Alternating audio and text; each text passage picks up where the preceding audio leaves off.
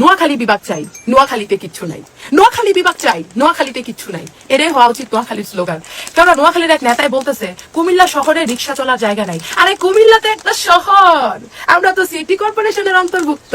তোমরা তো বলে সিটি কর্পোরেশন নাই, তোমরা একটা মেডিকেল কলেজ নাই, তোমরা একটা ক্যাডেট কলেজ নাই, তোমরা একটা শিক্ষা বোর্ড নাই, তোমরা একটা ইপিজেড নাই, তোমরা একটা ক্যান্টনমেন্ট নাই। তোমরা বলে ভাই বিভাগ চাও। নোয়াখালী বিভাগ চাই, নোয়াখালীতে কিচ্ছু নাই। আর সবচেয়ে বড় খালি কি জানো নি? নোয়াখালীর নেতাদের মাথাগুলা। তারা এক পাঁচতলা বানাইবো নিচতলা না বানাইয়া। সরি টু সে, এটা হবে না। এই যে 2 দিন 8 দিন বিদেশ যাইয়া সেরা কাঁচাটার মুখ দেখে ভাতের অন্য এই বিদেশ যাওয়ানোর সময় যে মেডিকেল পরীক্ষাটা করার লাগে, এটাও কুমিল্লা থেকে করে যাও। নোয়াখালী এখনো 32টা বিভাগীয় অধিদপ্তর কুমিল্লার অন্তর্ভুক্ত।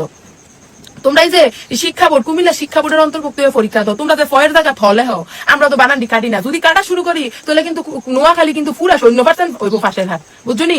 বেশি ট্যালবেটার করো না, বেশি আরজানির ফুট বাঁচে না। কুমিল্লা শহরে কি আছে জানো নি? আমরা কুমিল্লাতে একটা আছে না, বিশ্ব রোড আছে, ফাতাইলা যখন আমরা ব্লক করে দেবো। নোয়াখালীর বিভাগের ঘোষণাটা লয়ে যাই না, রাস্তা নাই।